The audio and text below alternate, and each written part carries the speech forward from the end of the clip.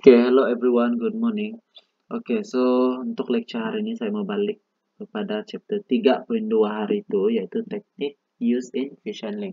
Teknik-teknik yang digunakan dalam mengendalikan ikan. Kita tertinggal inilah yang using ice. Hari itu saya sudah explain yang dua nih sejak kan. Kita tertinggal yang apa teknik yang digunakan untuk mengendalikan ikan menggunakan ice lah. Kenapa kita tertinggal? Sebab nota yang kita guna hari itu dia tidak kena update. Yang ini yang updated version lah. Saya terpaksa lah balik kepada chapter 3.2 lah hari ini, oke? Yaitu using ice. Apa yang kita akan tengok dalam teknik yang digunakan menggunakan ice ini adalah kita akan tengok bagaimana ikan tuh disejukkan menggunakan ice. Lepas tu cooling rates of ice tuh bagaimana, jenis-jenis ice bagaimana, dan juga ice consumption, penggunaan ice. Berapa banyak penggunaan ice yang kamu perlukan? Kita pergi kepada introduction dulu. Ice has a cooling capacity and melts at a definite temperature 0 degrees Celsius lah. Ice is used to cool the fish to preserve its quality. Ice keeps the fish moist. Ini bukan melt, ini freeze. Melt ini cair, freeze itulah dia membeku pada suhu 0 degree Celsius. Saya rasa ini kamu sudah tahu, saya tidak perlu explain introduction kepada ice. Kita proceed, kita mau cepat nih. Second slide adalah availability of ice. Availability of ice bergantung kepada clean water. Kalau kamu ada clean water, dan kamu boleh buat ice lah. And then an ice plant at the harbor site. Kalau kamu ada ice plant, maksudnya macam mesin lah, mesin untuk membuat ice nih. Bolehlah kamu guna ice. Mesin menggunakan ice nih, dia boleh produce ice dalam quantity yang banyak lah. The quantity of ice needed in a harbor depends on. Quantity ice yang diperlukan bergantung kepada quantity ikan, quantity of fish passing through the harbor. Quantity ice bergantung kepada quantity ikan. And then jumlah hari, the number of days versus multi-day boats. Berapa lama ikan tuh kamu simpan di dalam harbor lah, di dalam kapal maksudnya. Jumlah ice bergantung, first kali bergantung kepada jumlah ikan. And then kedua adalah bergantung kepada berapa hari kamu simpan ikan tuh. Ketiga adalah surrounding temperature and sea temperature. Suhu sekeliling dan juga suhu laut pada waktu itu. Dan juga transport distance from harbor to the next link. Dan juga yang terakhir quantity ice bergantung kepada jarak. Jarak pemindahan ikan kamu lah. Sekarang kita tengok benefits of ice. Apa kelebihan menggunakan ice? Dia ada large cooling capacity. Dia ada large cooling capacity. Dia ada large cooling capacity. Yang kedua, cools at the desirable temperature. Ketiga, cooling rate can be rapid. Cooling rate can be rapid nih, dia punya tempo untuk dia menyejukkan ikan tuh sangat cepat lah. And then washing action of melt water. Yang kedua, provides aeration. Kalau kamu tengok ice nih, dia juga tahu dia boleh memberikan aeration kepada ikan tuh. Lepas tu ice nih reliable dan transportable. Senang kita mau transport dan senang untuk digunakan lah maksudnya.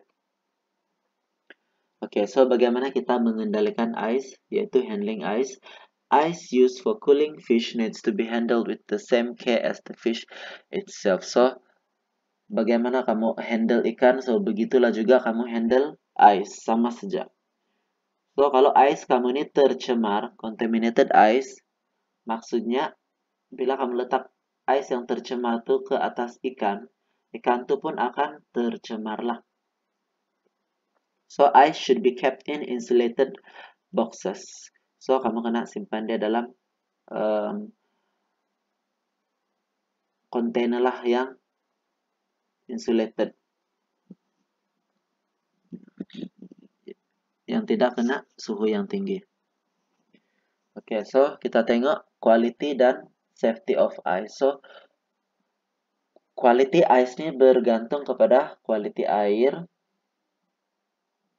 condition in production, maksudnya keadaan pada waktu itu, macam mana kamu produce ice tuh, bersihkah, kotor.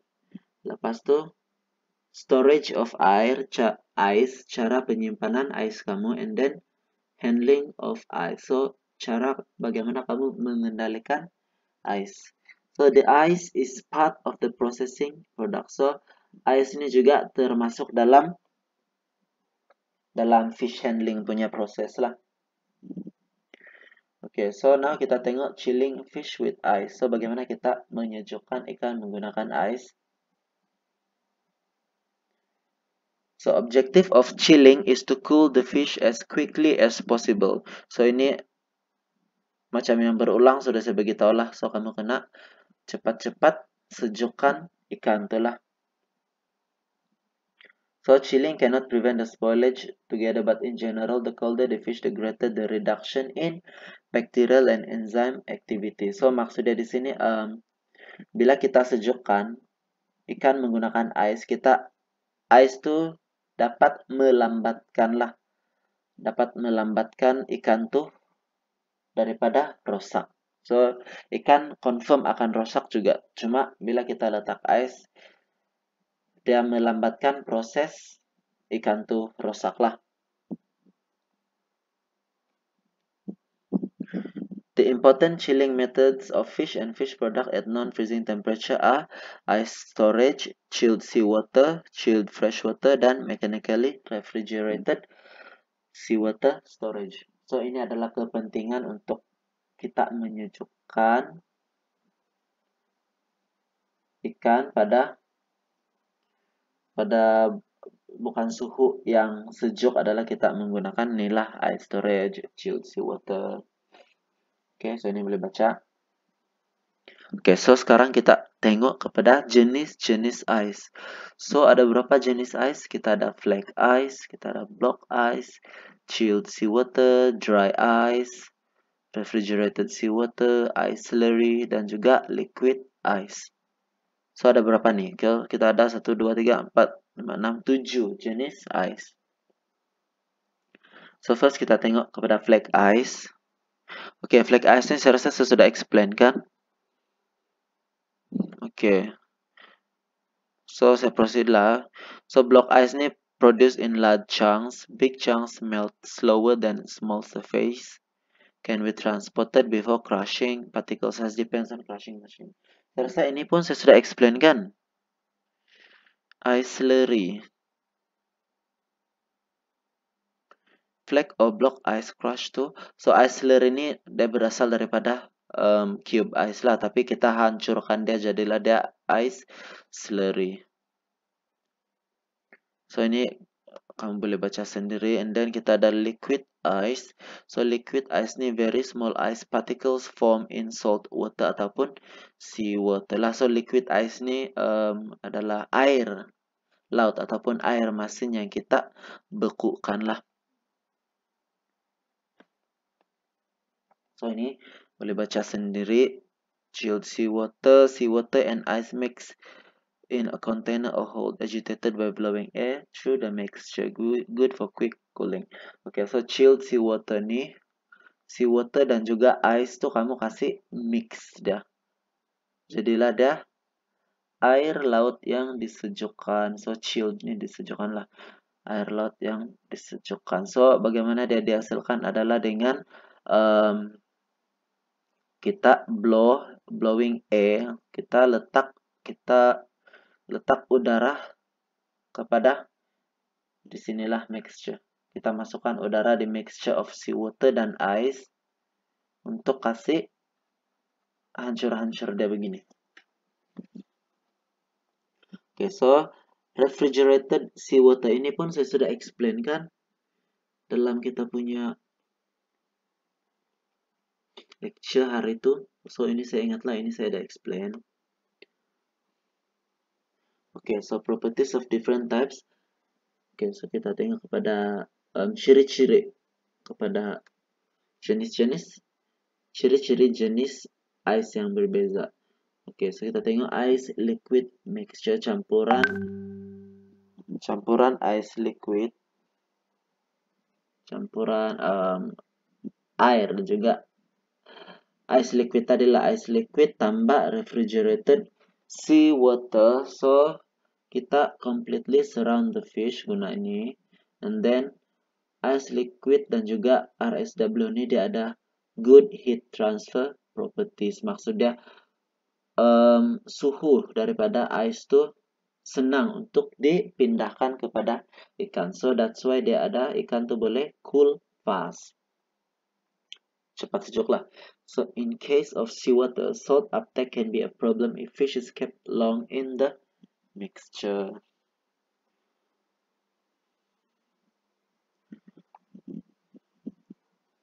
Okay, so ice particle pula sebagai contoh flake ice dan crushed block ice. Penyejukan dia cool slower, penyejukan dia lambat sedikit dan dia tidak secara keseluruhannya dia tidak memenuhi ikan tuh. Lepas tu heat transfer dia pemindahan haba pun slow sikit. Tapi dia tiada problem with long time storage lah sebab kita tidak menggunakan salt. Kita tidak menggunakan air masin. Okay, and then ice ini juga, ice particle ini juga, yaitu flake ice dan crushed block ice dapat membersihkan ikan semasa dia cair. Oke, so kita tengok ciri-ciri ice dan juga air. So, ice melts at 0 degree Celsius. Ini salah, ini bukan melts. Ice nih dia freeze. Ya kah? Maksud saya ice membeku pada 0 degree Celsius kan? So 80 kilocalories are needed to melt 1 kilogram of ice. So 1 kilocalorie needs to be removed from 1 kilogram water to cool it by 1 degree Celsius.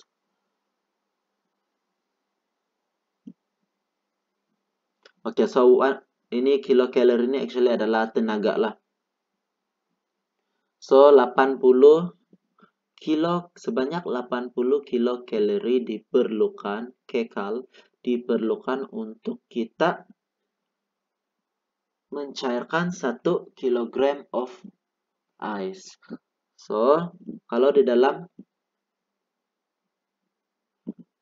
air pula, bagaimana kita menyejukkan dia sebanyak 1 degree Celsius adalah kita menggunakan 1 kilocalorie of kita kena buang 1 kcal of daripada 1 kilogram of air. Oke, so 1 kilogram of ice. Oke, so ini bayangkanlah ini 1 kilo ice kan. So dia mampu menyejukkan 3 kilogram air. Dia mampu menyejukkan 3 kilogram air yang bersuhu bilik lah 25 derajat Celcius. So bila kamu letak 1 kilo air masuk ke dalam 3 kilo air yang bersuhu 25 derajat Celcius, so dia akan jadi 4 kilo of 0 degree air. Begitulah maksudnya yang tadi itu. Okay, so how does ice cool? Ice cools by melting. The ice takes up heat from the fish and melts. The melted water can further cool the fish when it flows over it. So ini bagaimana ais itu menyejukkan ikan adalah dengan cara cair lah. So, ais tadi dia akan menerima haba, and then ais akan cair. So, bila ais cair, dia akan menyejukkan ikan. Oke, so kita tengok lagi kepada cooling rate of fish. Cooling rate of ice. So, cooling rate depends on type of ice. Cooling rate ni maksudnya adalah kadar penyejukan lah, sama ada laju ataupun cepat. So, laju ataupun cepat sebuah ice itu bukan sebuah ice itu menyejukkan ikan adalah bergantung kepada jenis ice yang kamu gunakan, size ikan yang kamu letak ice itu, and then spesies ikan lah, sama ada spesies itu jenis yang berlemak atau dan banyak air dan ataupun dia ada kulit yang tebal lah. So kalau berlemak maksudnya kamu kena letak lebih banyak ice dan gunakanlah jenis ice yang sesuai. Oke. So masa penyejukan bergantung kepada time of cooling, bergantung kepada sama juga jenis ikan yang digunakan. Lepas itu suhu awal ikan semasa kamu tangkap, jenis ice yang digunakan, size ikan, dan bagaimana kamu kasih ice ya. So actually sama saja, time of cooling dan juga cooling rate itu sama saja. The chart shows how fast liquid ice cool fish compared to flat ice. So mana chartnya nih? Oke. So ini adalah chart ya. Oke, so kamu tengok ice nih. So kalau suhu semakin tinggi, contoh suhu adalah 12 derajat Celcius, dia cepat. Kalau kamu guna flake ice, oke, kita tengok dulu flake ice ya. Oke, so suhu dia adalah di sinilah 11 lah kiranya. So kalau flake ice dia akan cepat cair. So kalau kamu tengok di sini, pada masa yang kedua dia sudah, pada jam yang kedua dia sudah turun. Salah. Oke, salah tengok. Oke, so kalau kamu tengok flake ice ini dia lambat cair lah. So kamu tengok dia turun betul-betul di sini adalah, kalau tengok di tengah-tengah sini pada 5 jam baru dia cair, yang cair lah. Tapi kalau kita guna liquid ice, dia kamu tengok dia di sini sebelum jam yang pertama pun dia sudah mulai mencair. So bila kamu guna liquid ice, maksudnya liquid ice ini dia cepat cair, so dia cepat menyejukkan ikan lah. Oke. So sekarang kita tengok pada ice consumption. Ice consumption ratio yang kita gunakan adalah 2:1, 2:1. So every 10 kilo of fish kita perlukan 5 kilo ice. So maksudnya 2 nih ikan, 1 nih ice. Oke.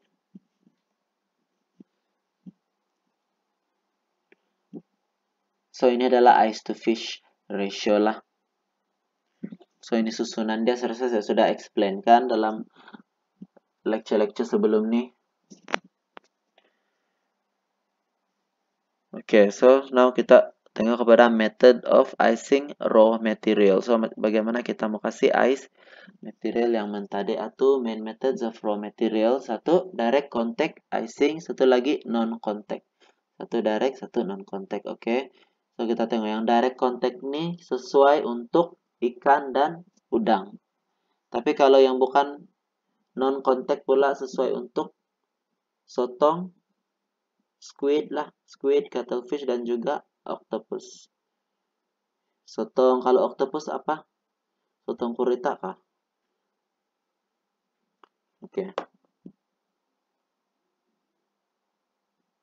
Oke, so 20 menit sudah. So saya sambung nanti di sinilah methods of icing raw material. Saya mau kasih pecah 2 bagian supaya video kita tidak terlalu lama. Oke, so Sekarang saya mau bagi kamu part yang ini dulu, part E dulu. Oke, nanti saya sambung part yang kedua deh.